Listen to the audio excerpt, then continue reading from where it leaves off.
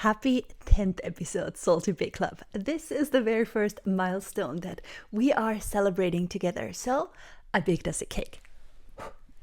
Can you believe it? I am really happy to be here today. To be fully honest, when I started this podcast, I wasn't sure that anybody would listen. I just knew I needed a place where I would be not confined as just the yogi, just a baker, just that adventurous traveling girl. I wanted a place where I could be whoever the F I want to be and share my truths unfiltered. This here is my happy place where I can be both fire and doubt, where the truth gets a little bit messy and is always sprinkled with a little bit of salt. So today we are blowing out candles together, and before we cut the cake, I want to cut to the core, because this episode is a little different. This episode is for me, but also for you, for all the ones who want to show up, who seek truth, who seek courage, who seek a life where they don't have to hide any part of themselves. That is why today's episode is called The Truth Is. This is my attempt in sharing what's behind the curtains, a little bit of behind the scenes of me, of who that woman that you're listening to is. I want to share some truths with you, and to be fully honest, I didn't know really where to start. I had some ideas of what could be a little more difficult to share than what I shared in the 10th episodes before, but I did not want to neatly select questions that would be easy for me to answer. What I did is I told ChatGPT about this podcast structure, and I said, make it hard for me. Like, ask me questions and help me filter out some truths that require a little bit of courage and show you who is listening or watching some sides of me that you might not have seen or heard yet. The truth is, I am more than the boxes people put me in. I'm more than your yoga teacher. I'm more than the girl with the nice aesthetics on Instagram. I am a work in progress. I'm fractured and I'm learning and I stumble so often. One of my core values is courage, and courage is something that is acquired in the hard moments. I love to do crazy adventures. I love to try out something that sparks a fire in me. The Bali girlies would say, yeah, of course, she's an Aries. I don't just like things, I burn for the things that I really like. That is why I passionately created a life of many, many things that bring me joy. And there are people that know me from different scenarios, different hobbies. So they associate me with these hobbies or boxes. And I can't really tell you why it annoys me so much that I'm so often confined to a box, but I feel the strong urge to shatter them all. I want to show myself as the work in progress, as the fractured woman I am, as a soft, sometimes fearful human, without people doubting my strength. And I know I'm not alone with this. It's so easy to show up when you feel strong, but it is really hard to show up in your weakness without doubting your own strength. And at the same time, it's really hard for people around you to not, once again, put you in the next box of weakness, of softness. If you show up like that with the people that I trust, I can be vulnerable. I can show them my weakness without them doubting my strength. And the truth is, I wish more people in this world would be as wide-eyed to hold two seemingly opposing parts at the same time.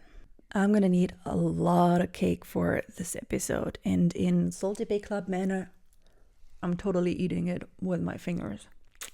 By the way, this is a peach pecan pie with a white chocolate ganache. Let's move on to the next. The truth is, This one is hard for me.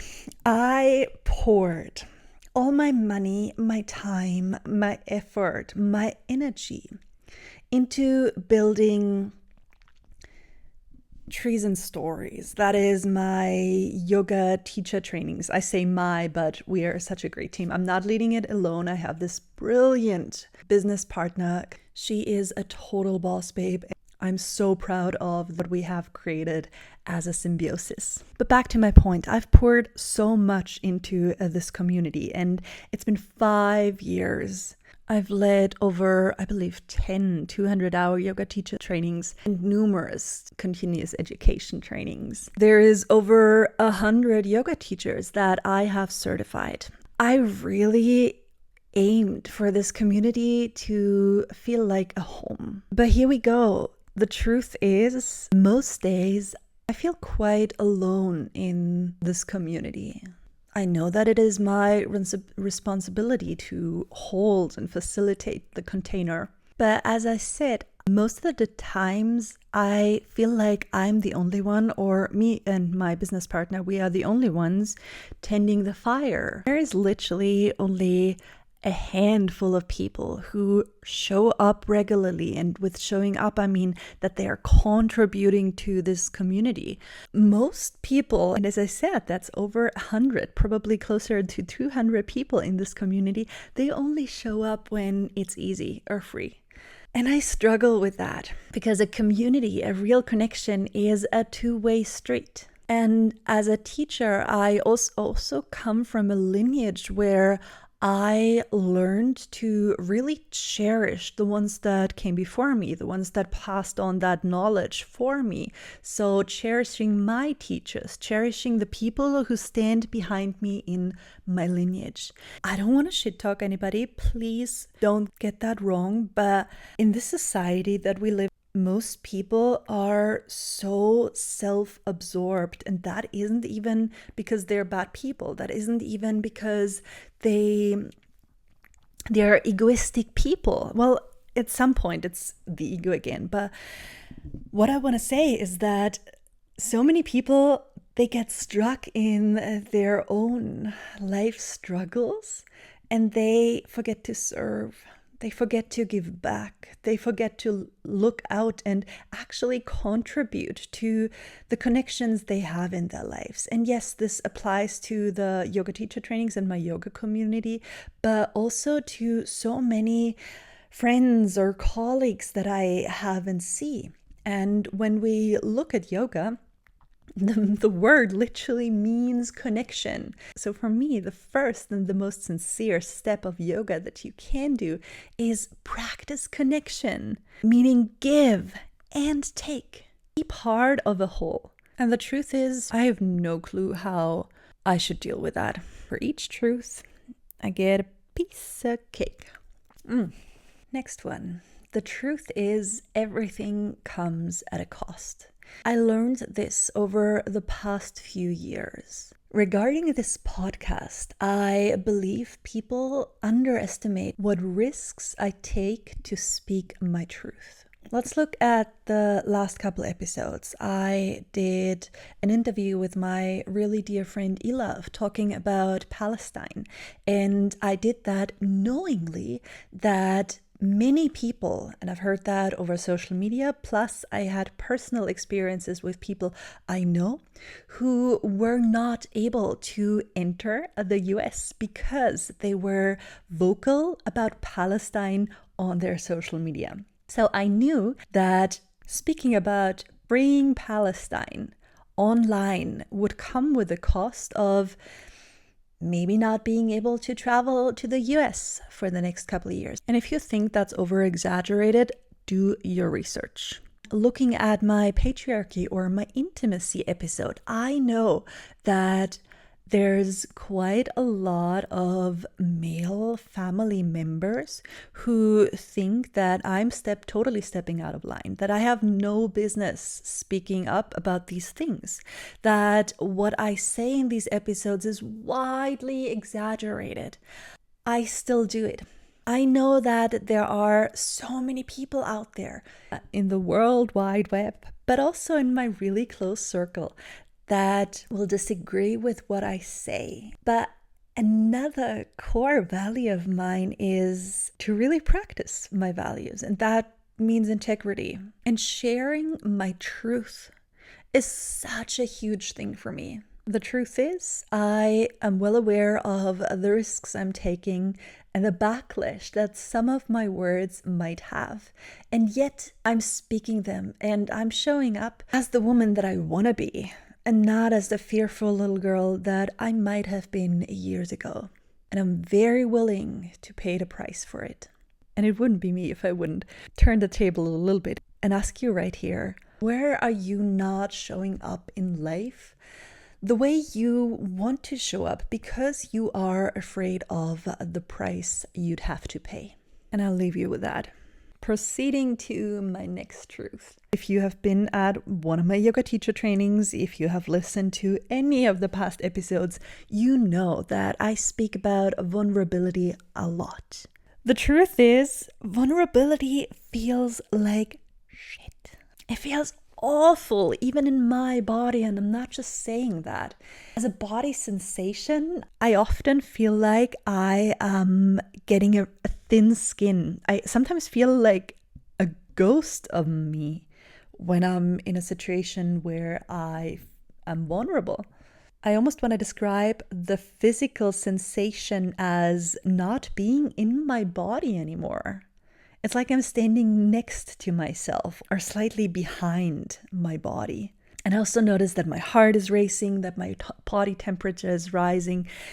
It's a very, very uncomfortable feeling. And it's a feeling that you do not get used to, even though you practice it day by day. It is indeed a feeling that you can get to know, and that way it doesn't scare you off that easily anymore, so you're more able to stand in that discomfort. But the discomfort itself doesn't go away. But it's the only way to build a real courage. And as I said before, one of my core values. So I gotta do what is necessary to get there, to get to that courage part.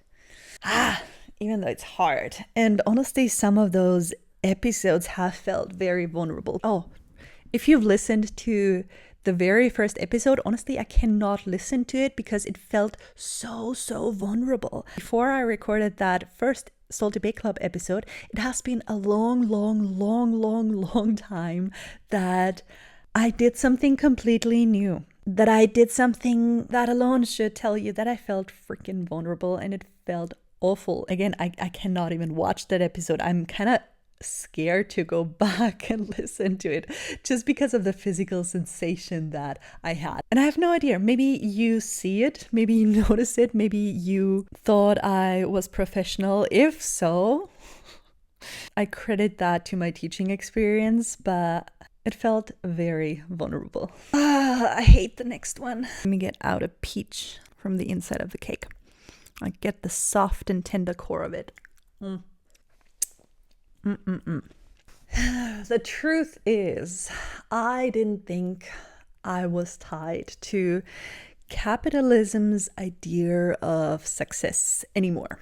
And I'm sure there were times in my life where that tie softened a lot. And particularly around that time when I didn't own much. I literally had a time in my life where everything I owned was a backpack and a box on my grandma's attic. That was the time where I didn't really have a home, where I practiced yoga as vigorously as never before in my life. And I will say I was in a very spiritual high. But then I came back to Europe, and step by step I settled there again. And now it's been a couple of years where I have built businesses. I've created a home with my partner.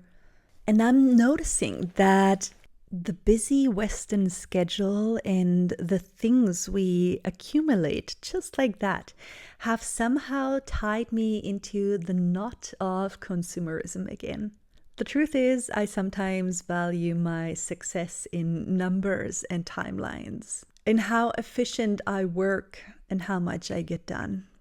And that hurts. Truth is, I'm not fully certain if I will be able to unravel that while I'm maintaining both my feet in this society. Because it's really easy to detangle when I spend most of my time in Bali or India, where I'm not so closely tied to the attachment I've built within myself over my entire life. But I do know that the little decisions, the everyday decisions, they make a huge difference. And I'm working on it. I'm still learning to craft a life where I can take the most sincere decisions day by day. And sometimes I fail. Sometimes I do shop at Zara because their color palette and their patterns are so great on my body. And sometimes I've got to pause and take a breath in between my work meetings, but I'm so grateful and blessed that I have a partner that keeps nudging me out of those tight schedules and who reminds me to take a breath. So the truth is, those non-attachment practices and unraveling from capitalism, consumerism is hard when you're right in the middle of it. But I've decided to not escape, to stay right there, and to change my relationship to it, not excessively, but gradually, step by step over time. For the next one, I'm jumping right back into the yoga world. The truth is that there's so much unseen discipline in what I do. Being a teacher requires you to show up again and again out of pure intention in those moments when nobody's clapping. And there's a lot of really shiny, really beautiful moments and experiences with other people, but let me tell you, most of it happens behind the scenes. Once again, I'm so freaking glad that I'm having my partner because I couldn't juggle that business without her. And right now I'm noticing that I'm both calling my business partner and my romantic partner both my partner. So that might be a little confusing, but you might get it from the context. Back to my point, in a world that wants bite-sized beige marketing templates, I see so many teachers who sell fast and are very quote-unquote successful. But it's mostly exactly those teachers. And once again, I don't want to shit talk. I have a ton of respect for everybody who's teaching yoga and who's doing the work. But a lot of people out there really compromise the teachings. Yoga is such a vast practice. It is really challenging to create classes, teaching, words, Instagram quotes when you want to give and not diminish those vast sacred teachings. So a lot of the discipline that I spoke about that happens behind the curtains is not only doing the teacher things in the spotlight, like teaching the classes, teaching the YTTs, that comes so easy to me by now.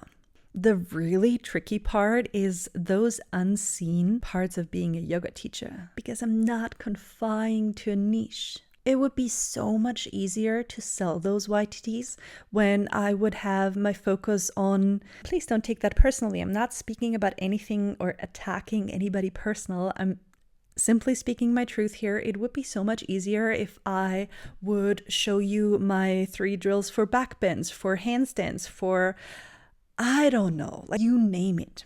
I hope you get my point. But what I believe in is that yoga is so big and vast, and it is my responsibility to not diminish those teachings or to grab a bite size of it and sell it, because it's easy to sell things that people can comprehend. But those huge, vast sacred teachings, they're really hard to comprehend. So how do you market that? And that is the trickiest part of my behind the scenes work. And I really struggle to get that across. So if you have any ideas, please write in. That will be very, very appreciated. Last one from my side is something that I've really learned over the past year, because life changes so rapidly for me in so many beautiful but also challenging ways. I had to, once again, surrender my plans. The truth is, I'm still learning to soften my palms and let go of control. Once again, that was so easy for me in those times when I traveled, when I was like this social yogic butterfly. But now, with my feet on the ground, with a house that I'm living in, with a relationship that I'm deeply and wholeheartedly committed to, with two businesses in my life, it is quite a challenge to let go of the narrative that I planned for all of this. Because my freaking God, life keeps changing the story for me. Emphasize here is really for me, because noticing that even the changes that I do not want come for me is a realization that really helped me to soften my palms, soften my heart space, and I don't want to say passively surrender to the path that life rolls out before me, but to loosen the grip and at the same time to actively engage in whatever life presents. And I've been at that point probably around 35 times. I've learned that lesson so often in my life, but that the past year and especially the past 2 months have taught me a really deep layer of what it means to let go of my plans and to be thrown into a completely different direction. And now I want to know your truths. Not the Instagrammable ones, but the ones that you still hold close to your chest. I want to start something, a ripple effect, a truth chain. So if you feel called, write me on Instagram, comment under this podcast, and share your truths. And if there really are some truths collecting in my little truth bucket, then I will read them in one of the next episodes. So once again, DM me, post it on your own page, write it on a cake, whatever resonates. And let's all use the hashtag salty truths. This episode was a little messier, a little softer, and maybe even a little more me. And I want to thank you. If you've made it so far, really thank you for listening. You being here, that's a truth I'm really grateful for. And you know what? The truth is, we're just getting started. So happy 10th episode, Salty Bay Club. Thank you. I love you. And I can't wait to hang out with you next week.